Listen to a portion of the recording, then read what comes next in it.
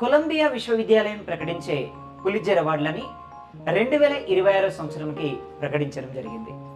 ఈ అవార్డులని 1917 సంవత్సరంలో ప్రారంభించడం జరిగింది. మరి భారతదేశం నుంచి మొదటిసారిగా ఈ అవార్డుని 1937లో సైన్స్ రిపోర్టింగ్ కు గాను గోవింద్ బిహారీ లాల్ అందుకున్నారు. ఈయన భవిష్యత్ రిపోర్టర్లకి మార్గదర్శులుగా ఆనాడే మారడం జరిగింది. మరి 2026 సంవత్సరానికి గాను ఇద్దరు భారతీయ రిపోర్టర్లకి ఈ అవార్డుని ప్రకటించడం జరిగింది. అందులో ఒకరు ఆనంద్ ఆర్కే. ఈయన ముంబైకి చెందినటువంటి చిత్రకారులు. అలాగే సుపర్ణ శర్మ, వీరు ఢిల్లీకి చెందినటువంటి ఫ్రీలాన్సర్ రిపోర్టర్.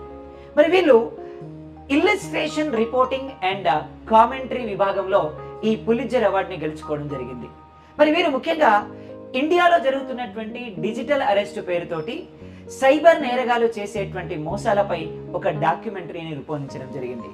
ఆ డాక్యుమెంటరీలో వీళ్ళు ముఖ్యంగా ఏం చెప్పారంటే, ఒక నరాల వ్యాధి నిపుణులైనటువంటి అంటే ఒక న్యూరాలజిస్ట్ డాక్టర్ని ఏ విధంగా వీళ్ళు ట్రాప్ చేసి మోసం చేశారు, సైబర్ నేరానికి పాల్పడ్డారు అనేటువంటి విషయాన్ని వీళ్ళు కళ్ళకు కట్టినట్టుగా ఒక కథనం ద్వారా, గ్రాఫిక్ విజువల్స్ ద్వారా వీళ్ళ మాటలతో అత్యంత ఆకర్షణీయంగా రూపొందించడం జరిగింది.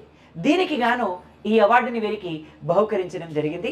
ముఖ్యంగా వీరి యొక్క ప్రతిభ అనేది డిజిటల్ స్కామ్లో భారతదేశం ఎదుర్కొంటున్నటువంటి సమస్య, సవాళ్ళు, దాని గురించి ప్రపంచ దేశాలకి ఏ విధంగా తెలియజేశారు అనేటువంటి విషయంపై ఈ కథనం ముందుకు నడవడం జరిగింది.